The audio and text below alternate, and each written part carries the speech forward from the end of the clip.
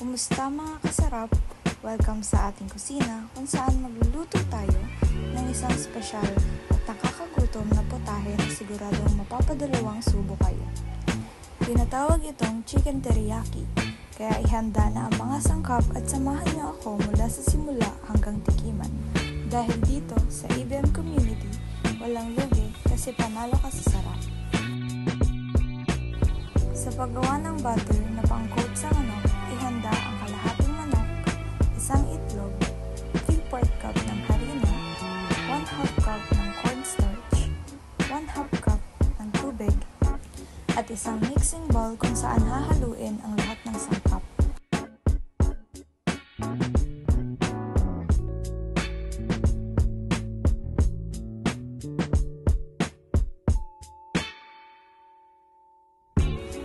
Una ay pagsamahin lamang ang harina, cornstarch, itlog at tubig. Haluin lamang ito hanggang sa maging smooth ang batter at kapag masyadong malapot ay dagdagan lamang ng tubig.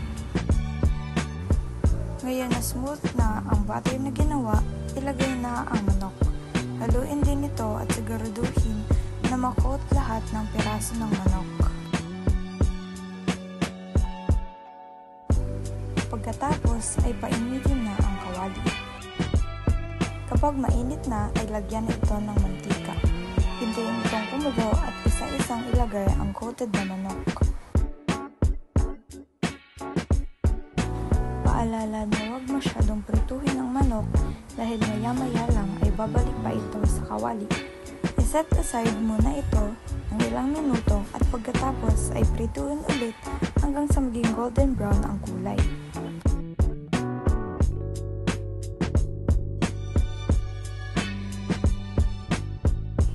Sa paggawa naman ng teriyaki sauce, haluin sa kawali ang 1/2 cup ng asukal, 1/4 cup ng toyo, 1/4 cup ng tubig, 1 tablespoon ng sesame oil, 1 tablespoon ng suka, 1 tablespoon ng luya, 5 to 6 cloves ng bawang, 1 tablespoon ng sliced green onions, at 1 1/2 tablespoon ng cornstarch.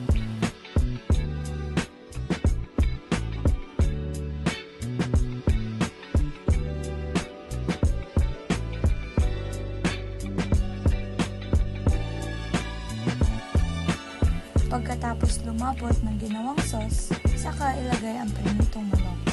Haluin ito nang makot ulit ang manok ng sauce. Ngayon ay tapos na tayong magluto ng chicken teriyaki.